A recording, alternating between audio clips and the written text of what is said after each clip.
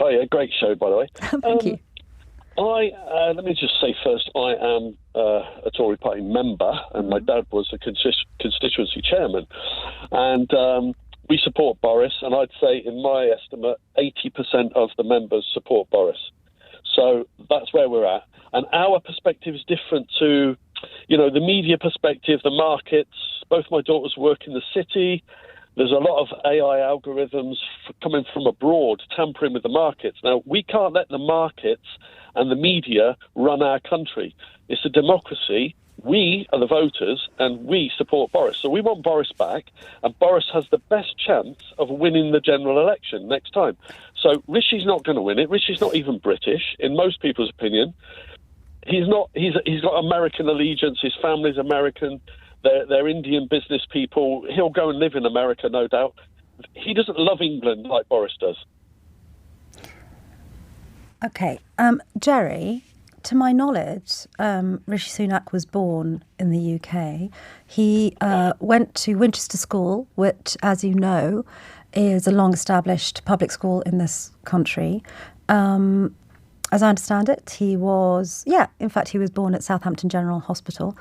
Well, can I just say, one of my mates, I was in the military, one of my mates was born in Uganda. He's white as the driven snow, and he's English as English can be. He's not African, is he? Because he's born in Uganda. That doesn't mean anything. No, sorry, I'm just picking up I'm just picking up on the fact that you suggested that Rishi Sunak isn't British or English and doesn't love the country as much as Boris Johnson as a result. So I just want to clarify that with you, that he was born in this country, that he went to one of the country's most prestigious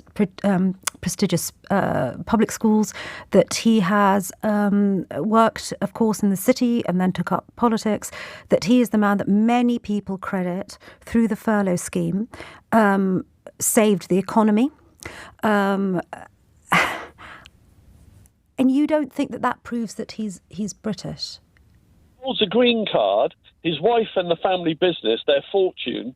His wife hang on. He's relinquished the green card, first of all. True, and quite rightly. He had to relinquish it. His wife is not British. She holds American citizenship. But he himself is a citizenship. British citizen, isn't he? Okay, lots of people are. Half of Al Qaeda are British citizens. You don't understand how I'm so sorry. feel, Can I just be very clear here? Because I just want to be clear that I've actually heard you correctly. Have you just likened Rishi Sunak, the former Chancellor, and possibly the next Prime Minister, to a member of Al Qaeda? Shemaine, I'm just saying, having a British passport doesn't mean you're a true English patriot who loves England. Boris loves England, and Rishi Sunak will be decimated if he leads the Tories into the election. I'm just telling you what Tory voters believe. He will be decimated. He didn't even get barely 40% of Tory members, let alone the electorate. He'll get about 20% of the electorate. You're aware that Boris DeFeffel Johnson was born in New York, aren't you? That's what I'm saying. You can be born anywhere. You know that. It's how your allegiance lies to the country. I said one of my best mates was born in Uganda. What do you expect? I'm absolutely fascinated here. What do you expect Rishi Sunak, former Chancellor, British citizen, someone educated in this country, someone credited with saving thousands of businesses through furlough, someone who has dedicated his life, according to many of his backers, 100 of them, 100 MPs now. What more would you like to see him do to prove his Britishness to you, Jerry? What would it take? Well, what is the final thing that you think will make him British? And British enough precisely for Tory members like you to vote for him? Well, his family are still, their money and their taxes are still in India and America for a start. So you can ignore that if you want. That's Actually, fine. Since the scandal, his wife, as I understand it, has given up her non-dom status and will be paying tax. Her tax affairs have been regularised. So we've just removed two of your main concerns, which is where was he born, the fact he's got a British passport. We've also now dealt with the issue that he's relinquished his green card and his wife has now regularised her tax affairs. What else does he need to... Now, we've dealt with all of those things, Jerry. What I'd like to know is, because you say that you represent the average Tory member, what I'd like to know is, what do you think Rishi Sunak needs to do to prove his Britishness to the point where you believe Tory members would vote for him? I don't doubt he's British, don't get me wrong.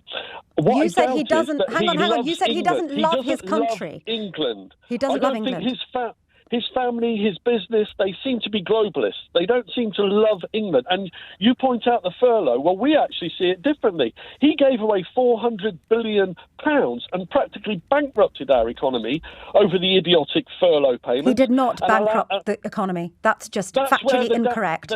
He did not bankrupt the economy. Also, may I ask you, hang on, Jerry, as we carry on through, this is very important, Jerry, as we carry on this conversation, please don't use the phrase globalist again, because many of my Jewish listeners will find that incredibly offensive, because it has also been used at times as a racist put down to the Jewish community. So carry on, Jerry. If you wouldn't mind answering... That's not true. I don't mean Jewish. If I meant Jewish, I'd say Jewish. I did not... is somebody who has international... Jerry, once more, I'm going to give you one more chance. I have explained to you that many members of the Jewish community are offended by that phrase. Please do not use it. Please answer my question. You say that you represent the average Tory party member. You say they did not vote for Rishi Sunak because he does not love England in the way that Boris Johnson loves England. Please answer my question. What do you think Rishi Sunak could do to prove his love of the country, Jerry?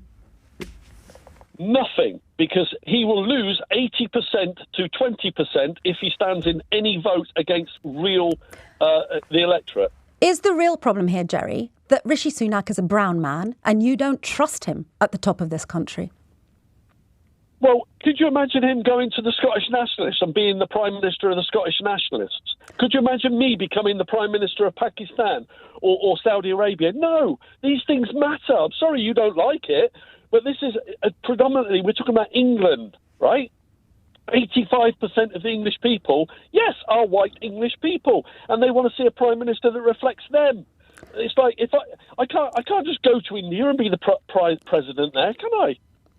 So just to be really clear here, Jerry, you, and as a self-appointed representative of Tory party members, because you say that your father was one, you are one, I don't know if your daughters are, you are suggesting a couple of things here. One, that you can only be English if you're white, and the thing that stops you voting for Rishi Sunak, should the decision go out to the membership, the thing that would stop you and other Tory party members voting for Rishi Sunak is the colour of his skin. Have I understood that correctly?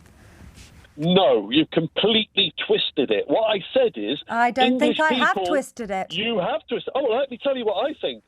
My reason for not backing Rishi is that he destroyed our economy in the COVID crisis. I think you're losing this argument, Jerry. I think you are fundamentally a racist. And it's absolutely fascinating to me to hear that you and other Tory party members think like this. And do you know what? I think we're going to turn this into a phone-in tomorrow. Why don't we do that? Why don't we open the phone lines? Because I'd be very interested, Jerry, to hear from more people like you.